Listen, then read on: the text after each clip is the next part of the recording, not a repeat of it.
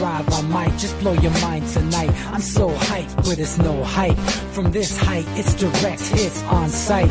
I'm your type, lend me your ears to show you that there's something in me. I'm not giving up, I'm standing right here, holding these days hostage. And I'll make this my year. We turning fear into love, and the love's in the air. I love doing this cause nothing compares. Nothing can share that same type of feeling when you feeling them flares. They can't catch it, it's havoc. I rip to a tear, switch the scenario. My stereos, I leave them impaired. Variables start to change and they're all in my range. I just gotta grab it, it's all mathematics. Every step is drastic, I make it fantastic. I'm trying to take your breath away.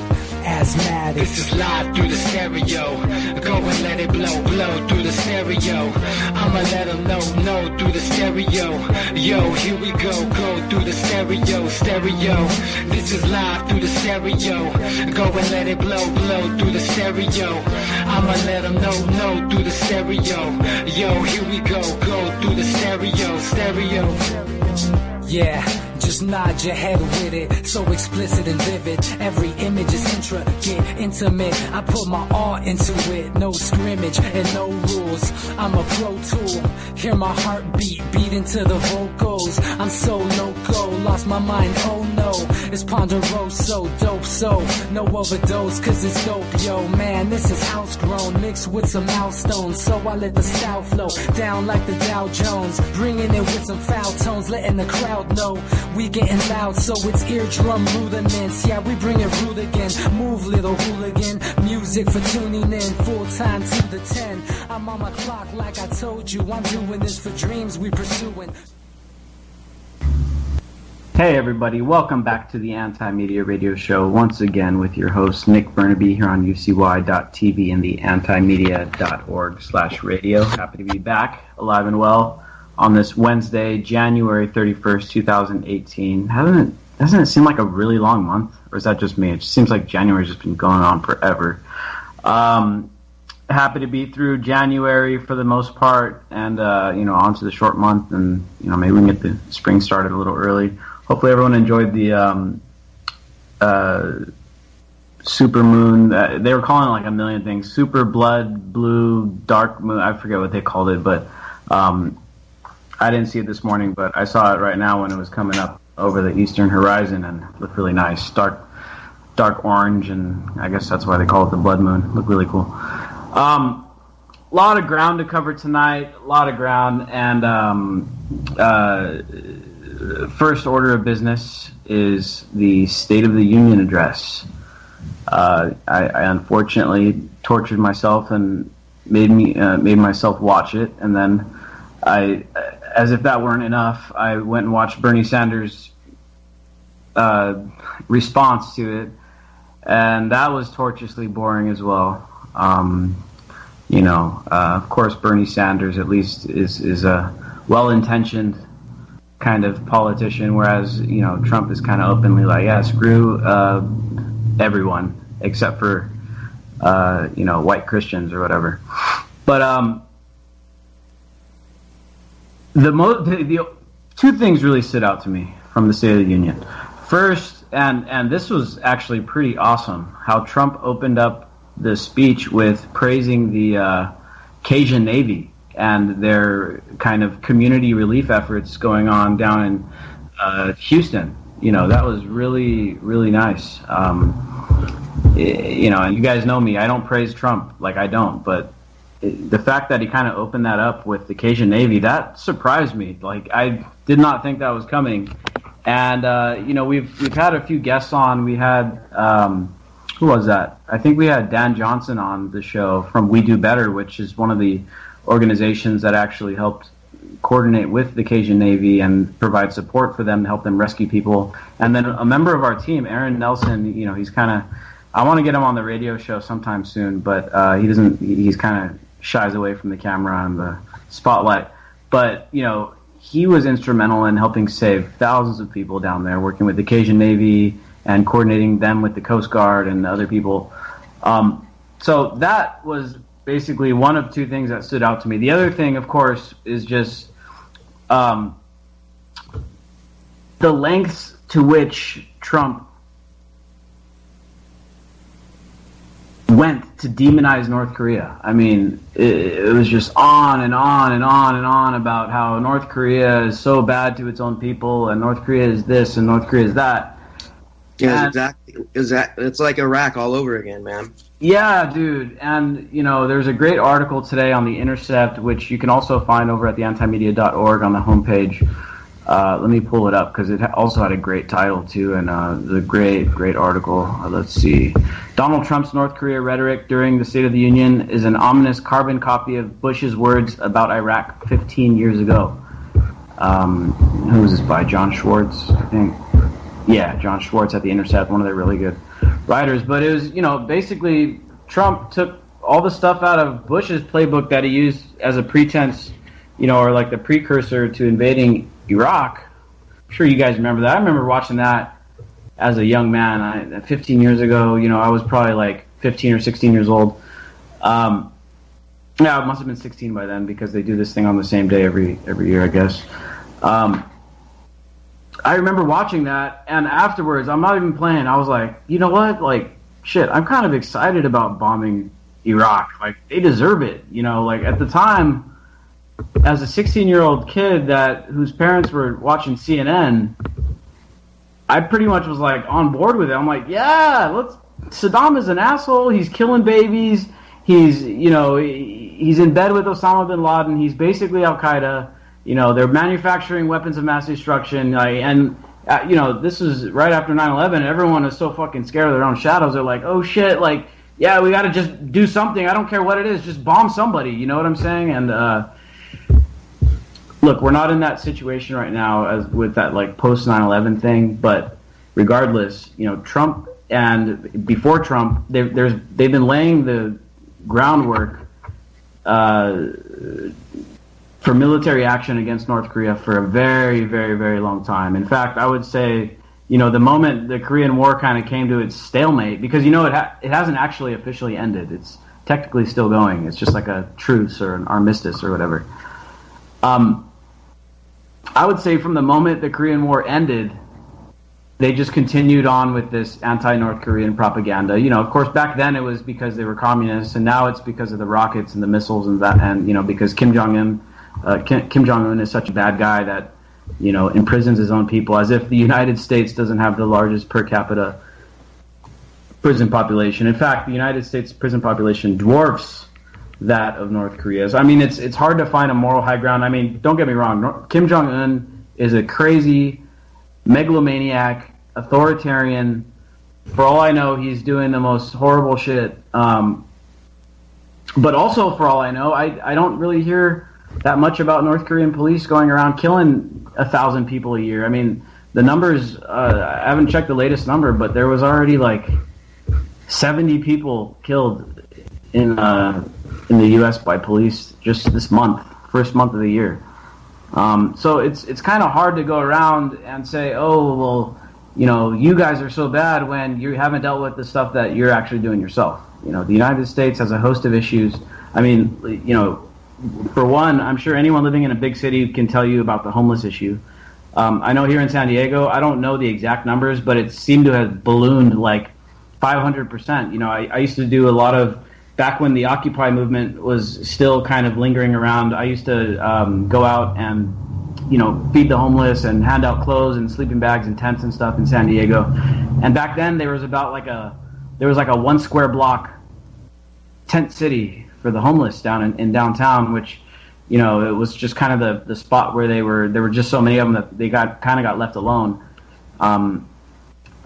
Last time I went down there when Derek Bros was in town with the Conscious Resistance tour, and we went down to hand out some, home-cooked meals to the homeless, it was mind-blowing how big it's gotten. Like, in San Diego, maybe San Diego's worse than other places, but Derek was telling me that every city they've gone to, it's the same story. Everyone that's there, all the activists say, yeah, the problem's got much worse in the past 3 or 4 years. Like, homelessness is just blown up. But in San Diego, I mean, like I said, it used to be like 1 square block, and then, there'd be some homeless little encampments here and there under the underpasses and stuff. Now it's like almost a square mile, where you got like 10, 15,000 homeless people living down in this one area of downtown San Diego. And so, also in San Diego here, there was just that huge, what was that? Jake, do you remember the name of that virus that was going around, killed like 20 homeless down here in San Diego? Tuberculosis? That was in LA, but anyway, there's a huge population, homeless population up here in Portland too, of course. Yeah, and so, I mean, so basically my point is, I can't remember the damn name of that virus, but my point is here is that we don't really have the moral high ground to criticize North Korea, and then, you know, it's one thing to look at what is done domestically, right? North Korea domestically, you know, they have total censorship, total control over the people. They do a bunch of horrible shit. I'm sure they have, forced labor camps and that kind of stuff. But what does North Korea do internationally?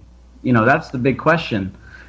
And this is where North Korea actually has the moral high ground above the United States, because, you know, the U.S. has a reputation of going around and overthrowing governments, and we just covered an article a couple days ago in the anti-media about how we've got, you know, 800 to 1,000 military bases in 80 different countries around the world. And our recent track record, Iraq, Afghanistan, Libya, Syria, Yemen, Somalia, you know, the meddling that we did in Ukraine. I mean, a bunch of different stuff all around. And now, of course, they're focusing in on North Korea. We don't have the moral high ground on international affairs. North Korea is actually, in my opinion, a more respectable, you know, international figure. You know what I'm saying? So it's really hard to say, oh yeah, we can tell North Korea how to act and what they need to do and all that. We can't. We really can't. Jake, can you take the wheel for like 10 seconds real quick? Sorry, yeah. Someone's trying to come in the office right now. Hold on. I'll take the wheel, Dad. Drink your beer. No, I watched the. It's funny that you said that you were 16 when 9/11 happened. 'Cause I remember that day so well, because it was my first year in college. I was 18, so that timeline makes sense because I think I'm 2 years older than you. And I came back from my first semester in because Santa Cruz had a very late start for their fall term. So I was still in Little Rock, Arkansas, with my parents when 9/11 happened. It was September 11th. Hadn't quite left to go back to Santa Cruz for the fall term. I guess that would have been, yeah. And I remember I was watching it when it happened. I went in, and my dad just said, "Sons of bitches." You know, I looked at the screen, and of course I was looking at the smoke coming up from it. And I'm pretty sure I predicted on that day that we'd be at war within a very short period of time. And the moment they started talking about Iraq having weapons of mass destruction, I didn't believe them for a minute. So I felt like I've spent the next 10 years feeling like an insane person, saying, "I told you so. I told you so," because I said that they were going to fucking do that right from the beginning. And no one in the media, incredible numbers of reputable journalists and people who have never been duped before like that, were just like, "Yeah, bomb them. They have weapons of mass destruction." That evidence was so obviously manufactured. And people were just like, "Oh, they wouldn't make up something that bad." Well, guess what? They will. They do. They did, and they will. So we need to open our eyes to the government trying to bamboozle us with giving manufactured consent to wars. Yeah, and, you know, they've been at it with North Korea for a very, very long time. With Iraq, you know, I mean, we had the Gulf War and stuff, and it kind of cooled off, and then they just really picked it up after 9/11. They're like, Iraq. This North Korea stuff's been going on for a long time. And we got a big article coming out tomorrow with from our Asia correspondent, James Holbrooks.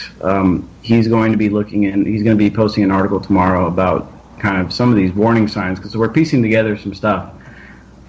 And I just came into some not personal information, but some information who I can't really name my sources or anything like that about North Korea. And it's pretty much, from any aspect you look at it, it's pretty troubling. All signs point to the U.S.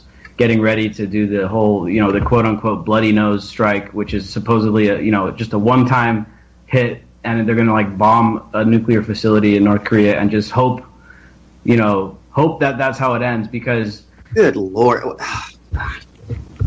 So look, first there's been a shakeup in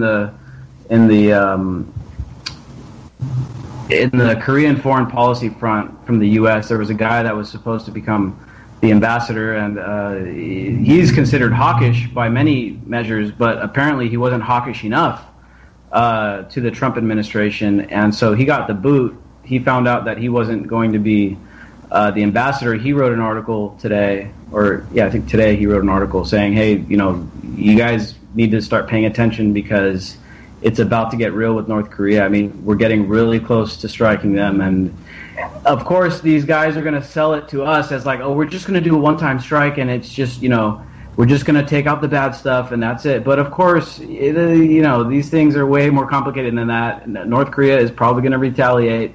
The closest target is Japan. I don't think they would strike South Korea. Just maybe they would. The next closest target is Japan, which of course is a strong U.S. ally. And I came into some information today from a friend who, let's just say, is connected to someone kind of high up in the Navy. We're not talking like way up there or anything, but just someone up in the Navy is basically hearing chatter that, hey, early this spring, some stuff might happen in North Korea, and so we're going to be out there, and some stuff, basically, like I'm saying, some airstrikes might happen, and they're going to have a bunch of naval presence out there in case, in case things pop off, and it could easily escalate into, Korean War 2.0, and let's bring in the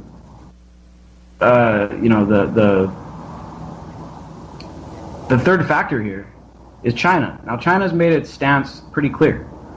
If North Korea attacks anybody else without being provoked, then China is going to say, China will basically, at least according to them, they'll actually help deal with the North Korean thing, and they'll militarily help step in with a coalition and take out the Kim Jong-un regime. But China also said, hey, look, if somebody attacks North Korea preemptively, like, for instance, if the U.S. were to bomb them, China says that they're going to actually intervene on behalf of North Korea. So, this is a variable that could, change everything. So one little strike on North Korea from the U.S. in some kind of symbolic, like, tough guy, oh, I'm Trump and I bombed, some, their weapons facility or whatever, it could trigger a chain reaction that develops into something much, much, much, much worse, much bigger than any of us want to be, dealing with.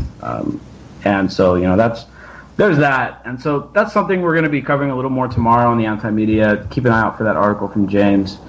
Now, before we move on from North Korea, the last thing from the State of the Union speech that really stood out to me was how Trump kind of paraded this North Korean guy around. Did you watch it, Jake?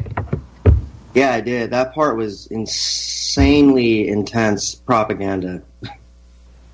Like, it was brutally propagandistic, right? And it was just like, this guy, was tortured by North Korea, and all he was trying to do was become a Christian, and he was so, he was starving so bad that he fell asleep on a train track and he got ran over. Like, it was like really, strong, emotional appeal to this guy, right? Yeah, that was intense, definitely. And so then Trump goes on to say, and this is where the irony I guess whoever wrote this speech for Trump didn't realize how ironic it was. But Trump goes on to say how courageous this dude was, and he became basically a refugee, and he made it to America, right? And now he's like upheld as some kind of hero. It's like, wait, isn't Trump like anti-refugee? Isn't Trump anti-immigration? And I looked into it today, and sure enough, North Korea is a country where Trump wanted to ban refugees from coming from. So basically, this guy, he's walking around parading as a hero under his plan. If it were still being upheld, which it isn't, the guy would have been banned from coming in. And now Trump's parading him around like, this North Korean guy is this hero that escaped this horrible situation. The irony is just ridiculous there, and it's just like, what the fuck were these people thinking when they wrote this speech? And then all of a sudden, all the Trump people are like, oh my God, I can't believe this North Korean guy is so brave and he's such a hero. And it's like, yeah, he's also a refugee, and you guys supposedly don't like refugees, right? Yeah, but this is different because, it's just like, oh my God, it's so mind-numbing, the mental gymnastics that people go through to just keep supporting their political team of choice. And so that to me was just the stuff that stood out. And also, along those lines, also the MS-13 thing, and just how he used that to really push down on immigration and stuff, and kind of use it as a pitch to build the wall and all that. MS-13, I know they're active in Central America and stuff, but you really don't hear much about them doing anything in the U.S. There's maybe an isolated case extremely rarely or something, but it's like I don't ever see anything about MS-13. I live in a place where you would think you would actually, I live in the kind of place where I should probably know someone from MS-13, but they're like the North Korea of gangs. They're really fucked up, but they keep themselves. They don't keep themselves, but they have a pretty strict policies about not killing non-gang members. So it's kind of like, yeah, it's fucked up, but they're their own internal fucked up situation. They're not really a huge danger to most of us at all. Interesting. Yeah. See, I don't know enough about it. I never heard of them, so I've never even found a reason to go and research these guys. But it's the Trump and I think Jeff Sessions as well, have turned MS-13 into this kind of like talking point where they're using it for their anti-immigration propaganda, and it's like we can't allow immigrants in because what if they might be an MS-13 or whatever. And I know Trump used an example of some kids that snuck in that wound up hurting somebody. Well, they need points of militarization. Every government, any regime does, and any strong American regime is going to have a strong militaristic enemy because that's part of the Orwellian dialectic. And Trump is just as much a part of that. And don't you think he's not going to do that just because he's perceived as, disrupting the system or something? He's still going to use domestic and international enemies to scare the shit out of us and use as an excuse to deploy troops anywhere he wants to use them. Yeah, troops and surveillance. The other thing coming out now, ICE is starting to use or is tapping into the license plate reading databases so they can track people. In theory, to track immigrants, but you know how the government works. They give you one excuse and then they use it for another thing. So the immigration thing, I don't want to get too far into it. I know it's an emotionally charged topic, but militarizing the shit out of the border. Shit, dude. Jake, you've been here. You were here that time when that drone crashed out of the sky or whatever that thing was and fell in the street. And then a bunch of white SUVs showed up, roped the street off, and kind of collected some of the debris. We went down there and there was still some left and we grabbed some.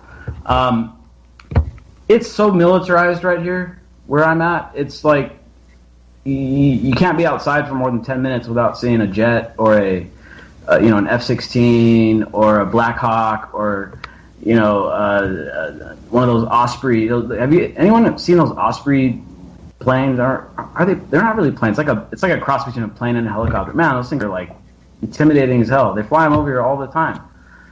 This place is militarized as shit, dude. And I go to Mexico quite often, and coming back across is the biggest pain in the ass, especially if you're driving a car. It's like the main reason I don't go to Mexico more often is because if I want to drive down there, coming back across, it's a 3-hour, 4-hour ordeal, like just sitting in like traffic to wait until they check your passport, check your trunk, look through your shit, ask you questions, see what you're bringing back.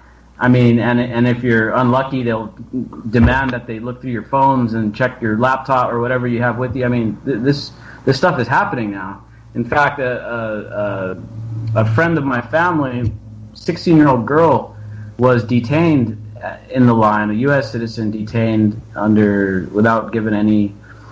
I mean, they just detained her and her mom for suspicion of something. Isn't that illegal? I mean, seriously. It's a gray area because it's like, technically they're still kind of, it's in between U.S. and Mexico. It's kind of like this autonomous area, and basically the customs and them have free reign to almost do what they want, because you don't really have the rights of a U.S. citizen because you're not on U.S. soil at that point. So they do what they want, and 16-year-old girl detained with her mom, very traumatic stuff, and life-changing stuff, dude. Like they don't even like going down there anymore because it was just so messed up, and they have family down there, and so it's bad situation. And so that's what's going on with the immigration debate. And I ran back into that old Ron Paul video from the debate when everyone just shut up after he said it. Because Ron Paul in those 2012 presidential debates, he'd say some of the I don't want to call it crazy, but he would say some shit, and then everyone would just be like, okay. And there was that one time where he said, sure, you guys want to secure the border and all that, fine. We already have the stuff there to do it. He's like, but if you want to build a huge wall down there, he's like, there's as good a chance of that wall being used to keep people in as it is to keep people out. And at some point, when the economy gets fucked up, people are going to be trying to leave with their money, and that wall is going to be used to keep people in. And this was in the presidential debate, and everyone was just like quiet as hell. You could hear the crickets. It was hilarious. But that's all. Dude, I believe that, man. The wall is, the walls, at least in recent history, have been used to keep people in many cases, like the Berlin Wall, the curtain of steel. If in the next couple decades, as we see this transition away from the dollar-dominated world economy to maybe a Chinese-dominated world economy, and the U.S. has this issue where the dollar loses its reserve status, there could be that situation that Ron Paul was talking about where the people and their capital try to leave, and the wall actually is used to hold people in, to keep the taxpayers in, to keep paying for all the debts and keep paying for all the expenditures. And at that point in time, there's probably going to be huge government jobs programs and huge just build freeways for we need people in jobs, so just start building freeways, and they need people to pay for that kind of shit. And they're not saving up for that stuff right now. They're spending trillions and trillions of dollars. And in fact, I just read a report that Trump's going to ask for an extra $17 billion or something for the next military budget. They're not saving money up for hard times.39 spending it on a bunch of dumb shit right now, and shit that a lot of this military equipment that they're building, these high tech jets and a lot of the traditional type of military machinery and weapons. All that stuff's going to be irrelevant, dude. That stuff's going to be made irrelevant in the next 20 years. So we're spending trillions of dollars on it when the U.S. is actually going to try to go use that stuff in 20 years, when they're trying to fight for, the world economy, the economic wars and all that kind of stuff. All that equipment's going to be irrelevant by then. Yeah, they're going to be fighting advanced artificial intelligence from Russia and China by that point. Exactly. They're totally. If they were at least using the extra military budget to militarize AI, which I'm not in support of, because I want private people with good intentions creating AI and not the government. But damn well they're going to do it anyway, and China and Russia are doing it. So since there's going to be a military arms race to do it, why don't you just fucking do it and stop wasting money on these giant... They're just building redundancy. And this is not just me saying this or us saying this. People in the military are frustrated right now because people are not projecting into the future with the military. And it's just, you know, Trump is an isolationist on everything. Like, and he's really way more reactionary than people think.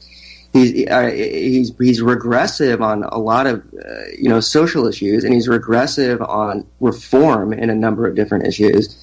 And he's not a future thinking president. He's a fucking insane nationalist of the Andrew. He's a Jacksonian nationalist, basically, which we never expected to become a president, but he is, and no one really knows how to deal with it because no one ever thought Andrew Jackson would become fucking president. Yeah, dude, and part of it, you know, and we touched on this a few shows back about how the U.S. kind of stopped having to compete. You know, when we were competing militarily against the USSR, it kept us having a kind of innovative drive to it and really advancing futuristic weapons and stuff. Once the USSR fell, the US was just like, shit, we don't really have a big enemy anymore, so let's just keep building up, and we're going to build a bunch of weapons that, you know, we may not need, but these military industrial complex guys, they pay our bills, they fund our campaigns and all that stuff, and they obviously have a very deep root in the media. And so they built a bunch of shit like, for instance, MRAPs. Like, they built MRAPs to go into Iraq. MRAPs were largely ineffective in Iraq. And look what ended up happening to them. They said, all right, well, ship them back, give them to the police, let them use them on the streets of America now. You know, and so they just build a bunch of clunky weapons, and like that jet. What's that jet that costs like trillions of dollars? Like, God, it's just ridiculous. F-22 Raptor, I think they call it. I mean, trillions and trillions of dollars they sunk into this thing. It's hardly even operational. And again, by the time we're ready to use it, it's going to be outdated. So the U.S. kind of just grew complacent and said, well, just keep throwing money at stuff. And these guys keep building these pet projects that aren't even applicable. And that's what you got. You got a very wasteful, inefficient, huge bureaucratic military industrial complex in the United States. And in China and elsewhere, you got this really lean, agile force that relies more on digital and AI and cyber warfare, which is the future. I mean, that, you know, you got a bunch of drones out flying around, and you send a cyber attack, take them all down at once. I mean, this is the future of warfare. So, you know, we've lost our competitive edge, and, you know, now they spent so much money that there's no way that we're ever going to pay it back, and now we're just all kind of saddled with all that debt. Yeah, in the future, it's not going to matter how many rockets or missiles you have. It's going to matter if you have one device that can hack, intercept, and redirect those missiles to hit their host. That's what's going to matter. Yep, and that equipment's going to cost a lot less than the missiles themselves, you know. So, all right, let's move on from foreign policy. I want to go back and talk about some of the shit we're dealing with at the anti-media. Of course, about a few hours before the show, we published an article titled "Trump Hopes a Traumatic Major Event Isn't Needed to Unite America." Very weird stuff Trump was talking about yesterday ahead of the State of the Union address, where basically he was saying, you know, this country's all divided and stuff, and unfortunately the only thing that brings it together is large-scale, you know, traumatic events, basically like 9/11 more or less, or like hurricanes and fires, catastrophes and that kind of stuff. Anyway, we published the article. I mean, it's just kind of just throwing out the quotes and just speculating on what kind of stuff he's talking about, you know, 9/11 type stuff. And of course, Facebook wouldn't let us post it. It was just, oh, there's an error, and you know, and then it finally did post, and literally only one person out of our 2 million followers saw it.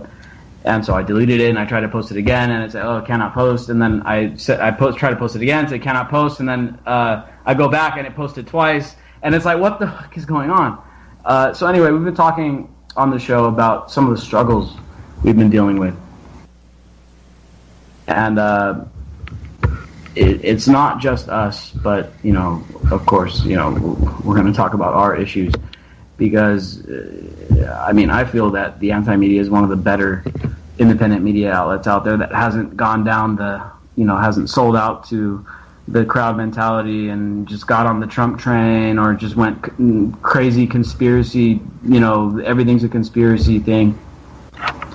So, and having built this company from the ground up, it's like I got a huge vested interest in keeping it going. And with Facebook, announcing all these changes to the newsfeed, very drastic changes. Normally, Facebook will tinker with the algorithm every 6 months or something, and it'll just change a little slight, measure of data. And so then you just got to adjust the way you present your content to adjust to, Facebook algorithm. And that's what we've been doing for the last 3-4 years.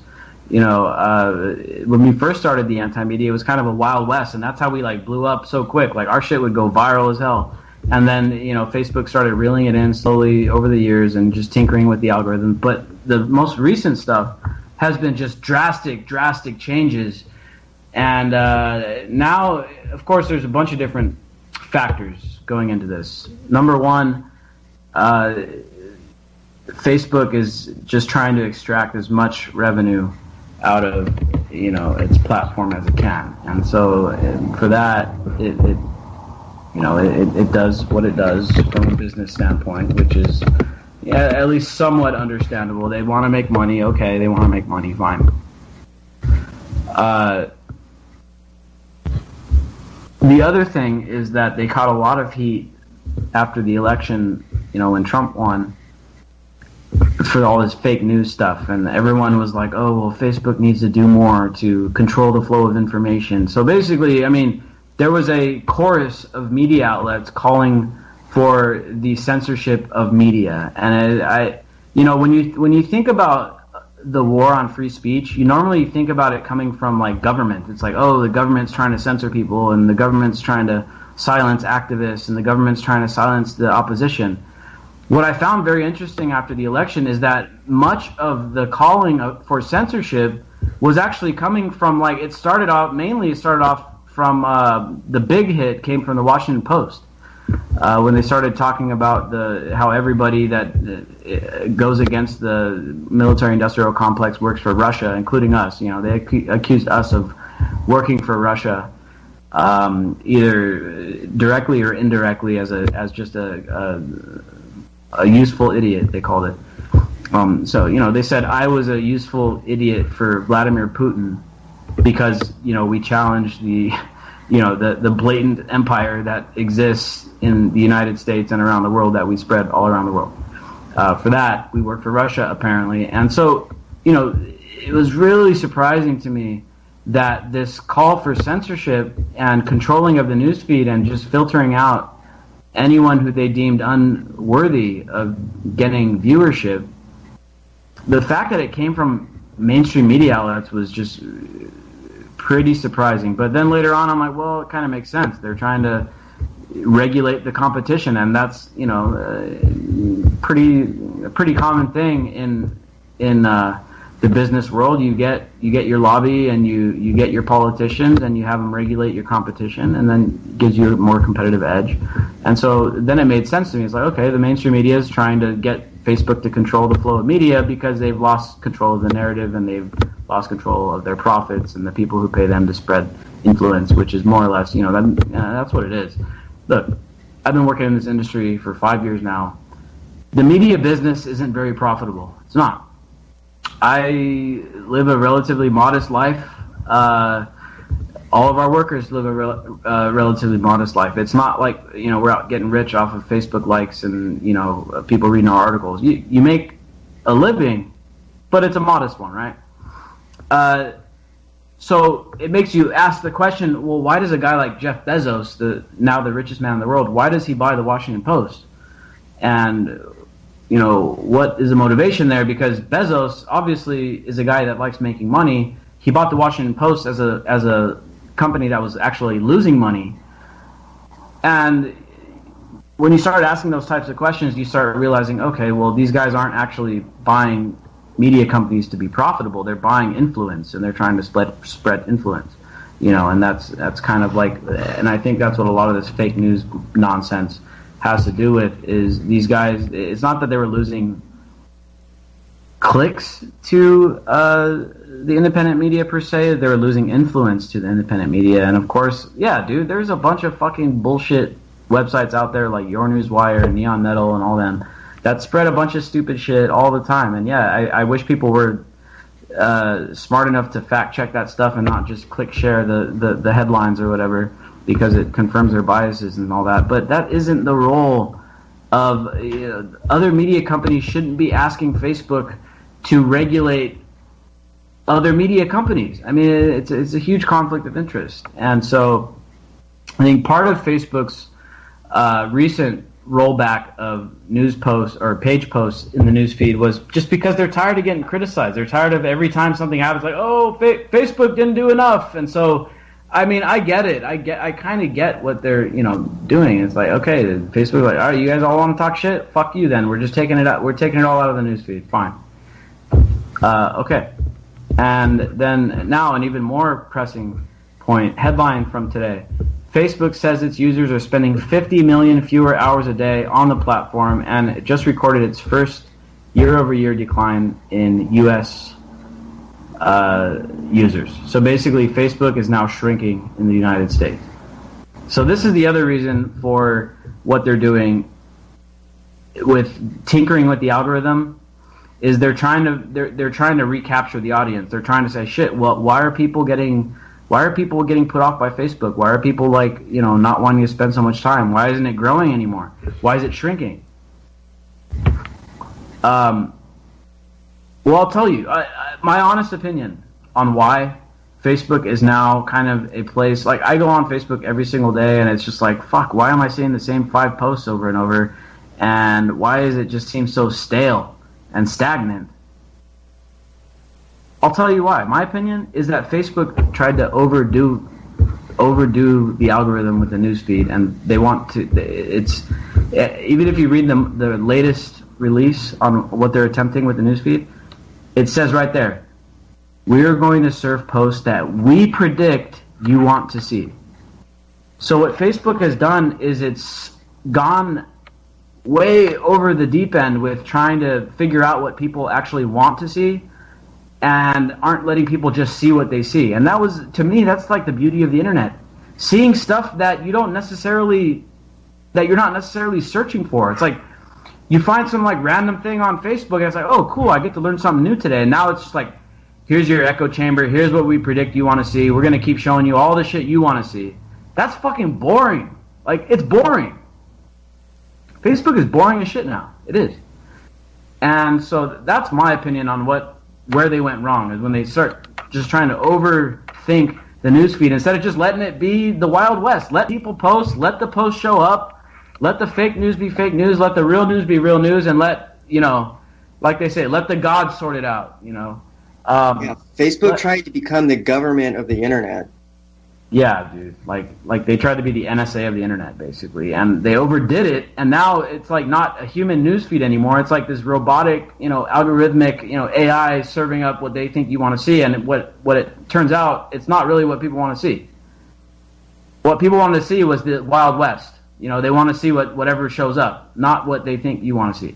So that's where I think Facebook really fucked up. If they were smart, they would just set everything back to what they had back in. I know when I got started in this stuff, 2012, 2013, it was awesome. It was awesome. It was a fun platform. Yep. If they wanted to recapture the audience, just undo what they've done for the past 4.5, 5 years. Just undo it all and go back. But they're not going to do that. I mean, they're not going to do that. A lot of things have changed since then. They become a public company. They have to extract profit. They have a lot of things to do. Now, the interesting statistic out of this story that I'm talking about here, despite the fact that Facebook is shrinking in the United States, despite the fact that people are spending less time on Facebook, guess what?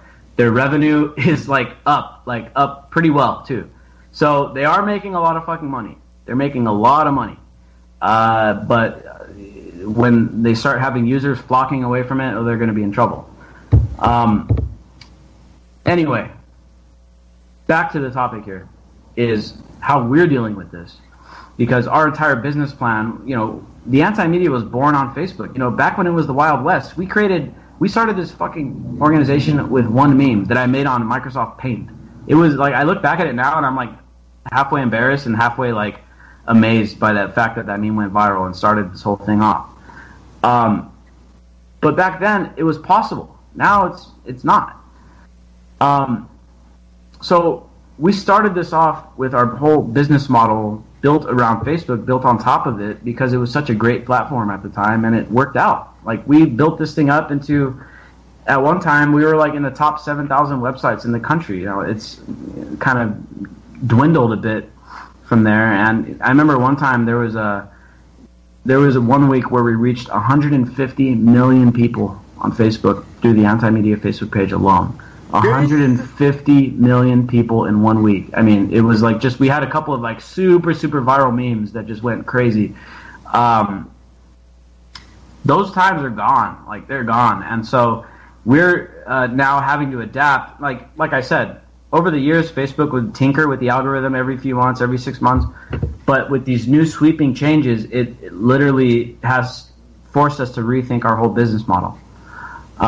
And I talked about this a bit in the past several shows. It's finally live. We've launched the Anti-Media Patreon page. So if anybody out there listening wants to support us on Patreon, we would love to have you as a supporter. We've set up a couple of tiers of support. If you go to patreon.com/theantimedia, you can go over there and sign up. And we got a couple of different tiers. I'm just going to quickly go over this stuff because I don't want to bore everybody. $1 makes you an anti-mediaite, and basically just kind of gets you into we're going to create a Slack channel, and we're going to be a little more intimate with our communications with our supporters, and you guys can help us find stories worth covering, help us, fact check and all that good stuff.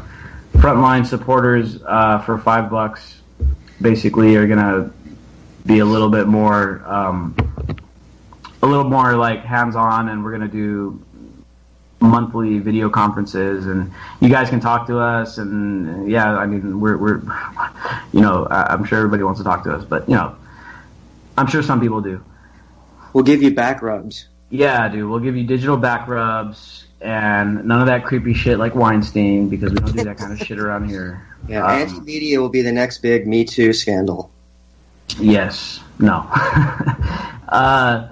$10 makes you a researcher. Basically, our researchers are going to help us pick out stories, help us fact-checking, and then we're going to give like a monthly little workshop where we're going to go over just a bunch of this stuff. We've been doing this for 5 years, and we've learned a bunch of shit about the industry, about the media, about how it works, how to fact-check, how to research. So we'll give like a monthly conference about that, and we'll have cool people like Derek Bros and Carrie Wedler come in and give their tips. And Carrie even talked about wanting to do like meditation, because when you're an activist, when you're a person who's very conscious of all this horrible shit going on in the world, all the wars, all the poverty, all the famine, all the war crimes, and all the other shit going on, that gets to you. Like, it'll get to you. And I know Carrie, she meditates every single morning before she starts work, because it just helps her, get at ease with what's going on and just, really deal with it. And she even talked about doing some yoga instructing and stuff for our $10 a month supporters. So that should be interesting. And then it kind of just scales up from there. And the more you're able to chip in, the little more intimate it gets with, dealing with us and your role. And then we'll give shout outs to all the people who support us, and we'll add you to our website if you support us with $20 or more as like an honorary partner or whatever. I honestly hate like talking about this stuff because I don't like it. It's like kind of an uncomfortable topic. Like, I don't like asking for donations, to be honest. And we never did before because we never had to. But this isn't really a donation. I mean, this is you supporting us for providing a service that you find value in, and we provide stories that most news outlets aren't covering, mainly on foreign policy. And of course, Jake's been doing some fucking awesome coverage on futuristic stuff, AI. These are the topics that are going to be engulfing the world in the coming years, and so it's nice that we're getting a head start on covering this stuff so that you guys listening kind of know it's coming, so you could adjust your lifestyle to it, and maybe come out better off on the other side. Really, that's a lot of what I enjoy about this radio show, is that we can talk about stuff that's incoming. We're not like Jon Stewart where it was like, Obama signed the Monsanto Protection Act yesterday, and here's how awful it is. It'd have been nice if you talked about it a few weeks ahead of time so that we'd know. And, that's kind of what I like doing, is kind of looking forward and seeing what might be on the horizon so people can expect it, people can prepare for it. And that means that people who give a shit will be better off knowing this information and being able to adjust to it, and you'll be the leaders of the leaders of the future, the leaders of the next generation and stuff like that. I mean, hopefully some of you guys will be.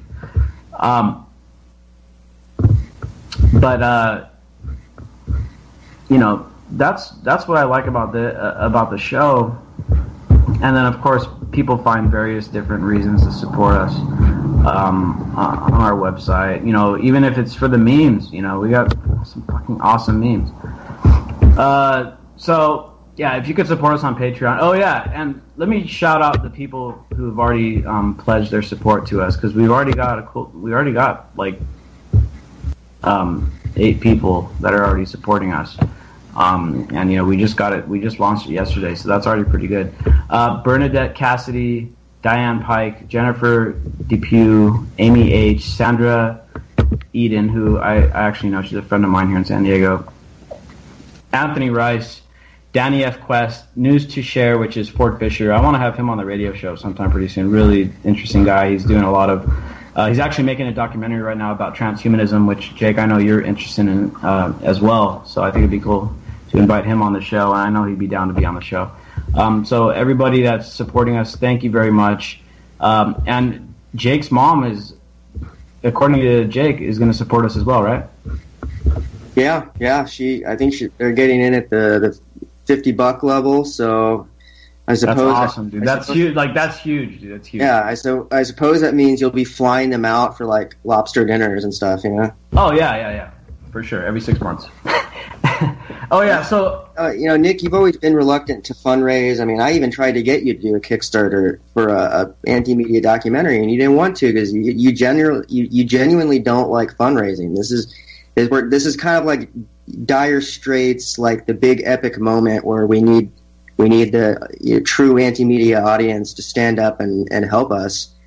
And this is like a moment, a test in survival, but also, it's like an intersection in how the company can grow. So this is, if you're listening, you're, an avid anti-media fan, we need you. Obi-Wan. Yeah, dude. And look, let me get a little more brutally honest here. As much of a pain in the ass it is that Facebook went and fucking changed everything up on us, if we're able to come out of this thing on the other side, we're going to be better off. We really are, because we're going to be much more independent, and we're not going to have to be chasing fucking Facebook clicks, which is the most annoying thing in the fucking world. Look, and I know you guys have seen it. I know our listeners have seen the occasional stupid article we put out that we put it out there to get fucking clicks on Facebook. I'm not gonna bullshit anybody, because that's how, according to these algorithms, that's how we have to pay our bills. I don't like chasing after those clicks. I want to cover nothing but the hardest hitting fucking shit that makes people uncomfortable.